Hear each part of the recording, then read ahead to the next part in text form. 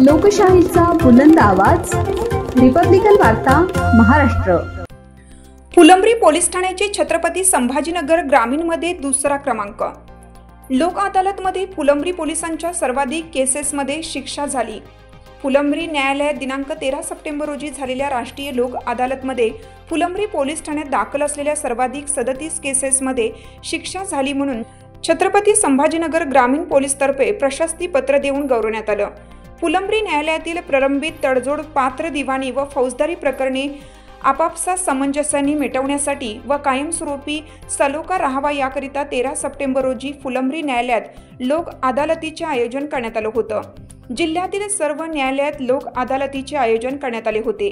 त्यात फुलंब्री पोलीस ठाण्यात दाखल BNS कलम 285 रस्ता अडथळा, COTPA टपरीवर तंबाखूजन्य पदार्थ विक्री बंदी अधिनियम, महाराष्ट्र पोलीस अधिनियम कलम 33W रात्री नियमित वेळेपेक्षा जास्त वेळ टपरी, चहा हॉटेल उघडी ठेवणे अशा जिल्ह्यातील ग्रामीण पोलीस ठाण्यांपैकी फुलंब्री पोलीस ठाण्यात सर्वाधिक म्हणजे 37 केसेसमध्ये शिक्षा झाली म्हणून, तसेच जिल्ह्यात फुलंब्री पोलीस ठाण्याचा दुसरा क्रमांक आला म्हणून ग्रामीणचे अप्पर पोलीस अन्नपूर्णा सिंह मॅडम यांच्या हस्ते फुलंब्री पोलीस ठाण्याचे कोर्ट पैरवी महिला police head constable Salve madam यांना प्रशस्ती पत्र देऊन गौरवण्यात आलं।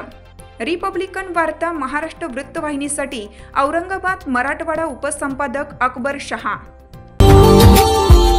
Subscribe now and press the bell icon. Never miss an update.